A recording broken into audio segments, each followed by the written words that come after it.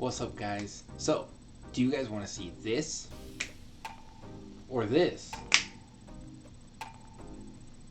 Or maybe this? Then pay attention, everyone, because you have arrived at the official solo queue to Masters Guide, or my Diamond and Masters Guide for Season 10 on Worlds Edge. Let's go. Let's begin with the first and I believe most important tip, which is why I always put it at the beginning of my solo queue guides, and that's going to be my mental health tip.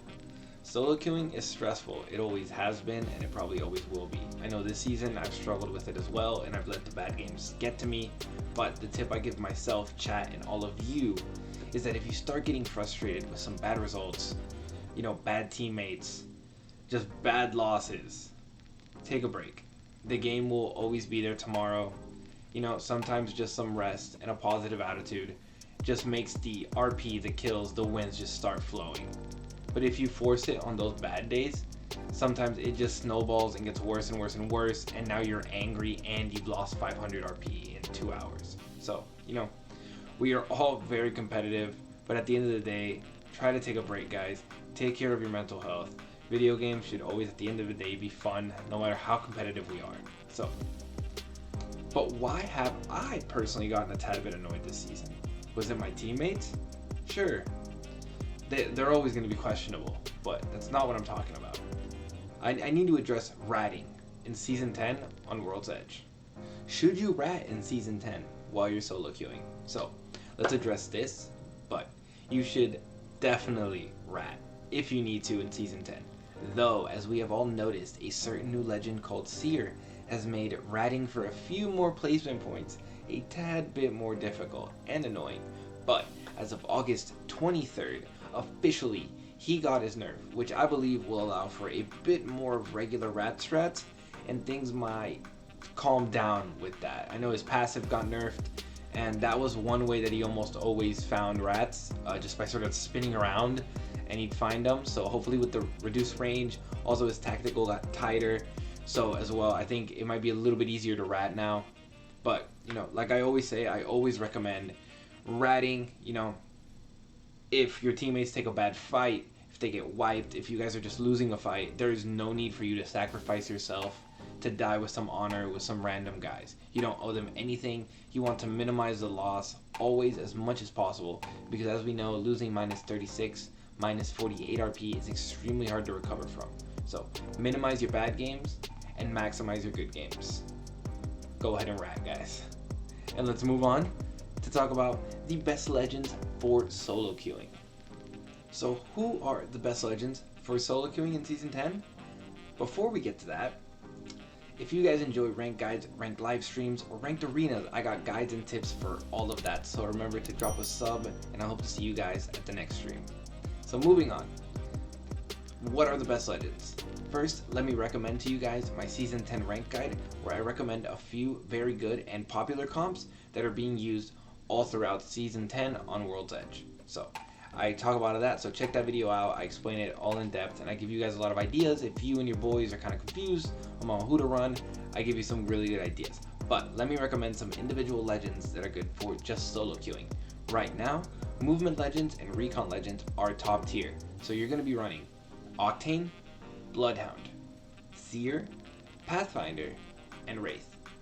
These should be the only legends that you are really considering as a solo queuer. On World's Edge, you need to be able to stick and move. With Seer in the meta, you either have to be running him or Bloodhound. One of the wall hack legends needs to be almost on every team that you're playing on.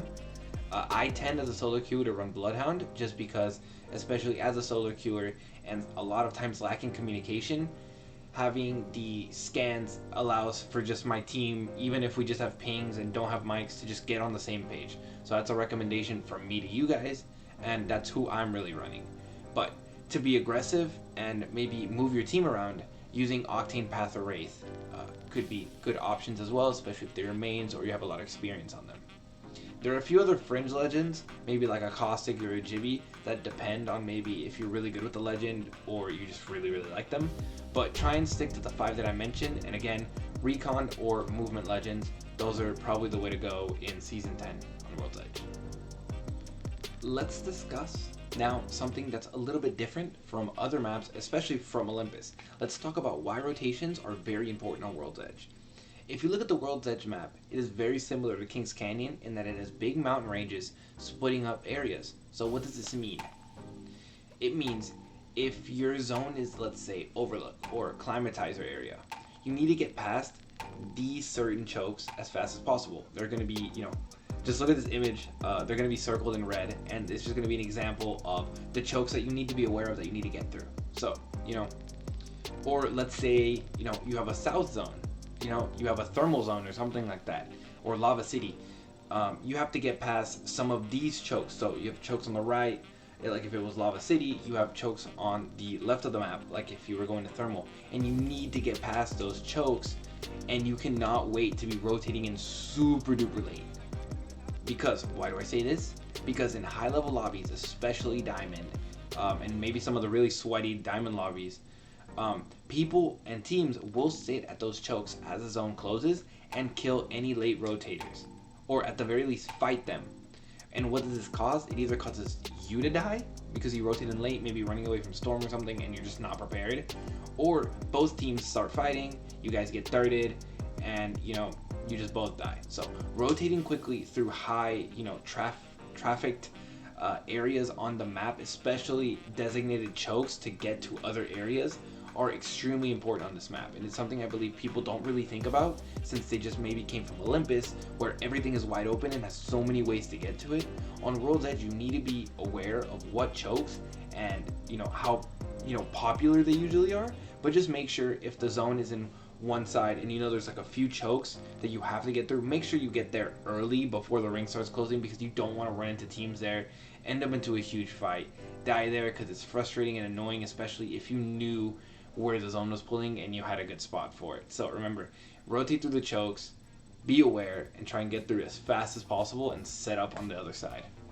The next topic I want to talk about is how to drop on World's Edge, how to be the jump master on World's Edge, how to decide where do we go when we leave the dropship. So first of all you solo queuers, if you guys get blessed with being the jump master, you take it, and I don't care what your teammates ping, say, do.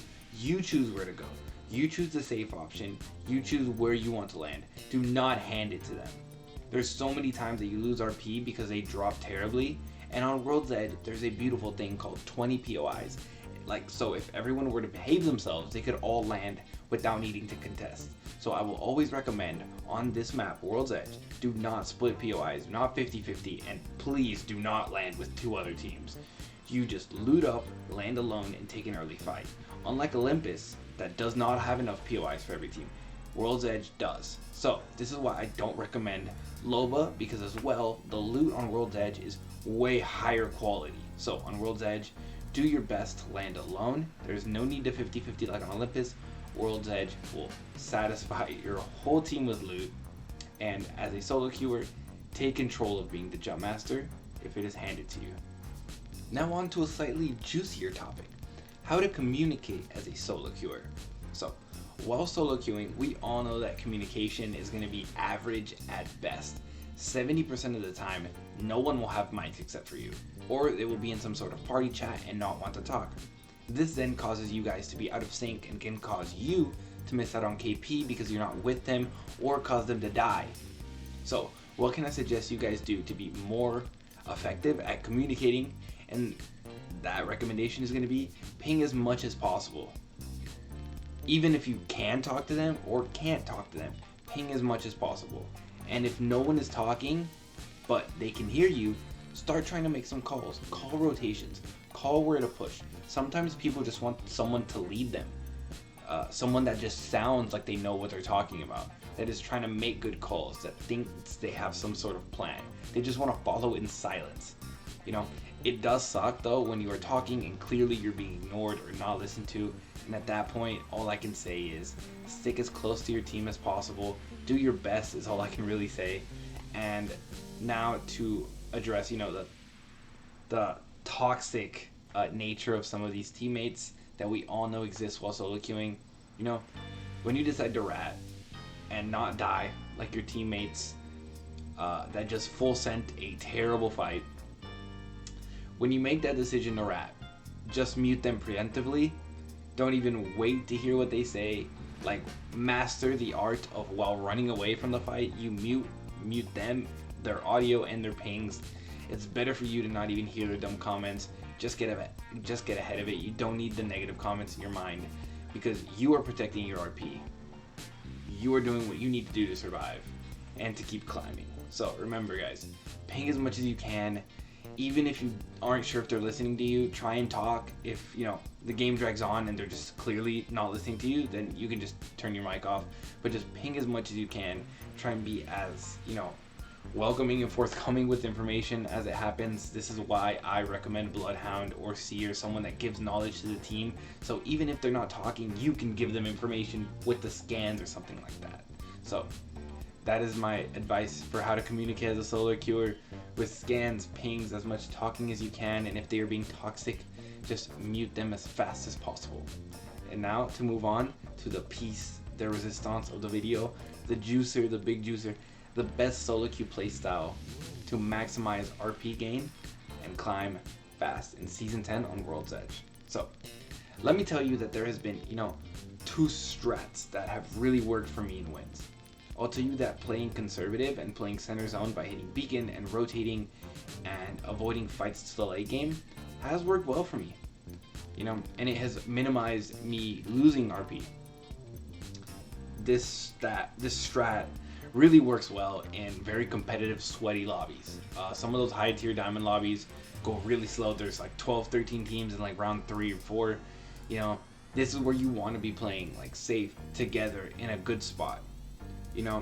So the other strategy that I'm going to say is the, old reliable strat of taking a fight early, trying to get, 2 KP, then sort of not fighting in the mid game and waiting to close out the game, at the end.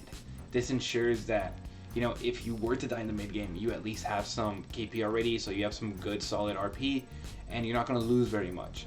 But, this early fight though does risk you, getting thirded, or some weird crazy scenario that can always happen in Apex, But when you can get that early KP, it just makes racking up RP from there just way easier and more comfortable, because you're just like, oh, we have RP, we can kind of chill.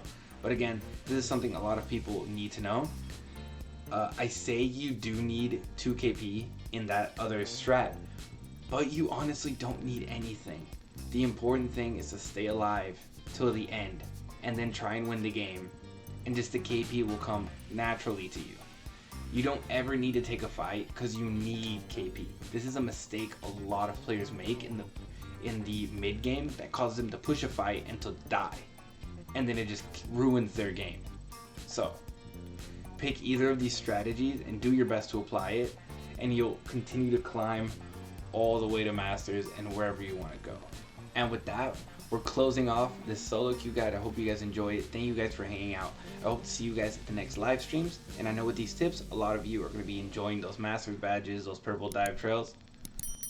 So I'll see you later.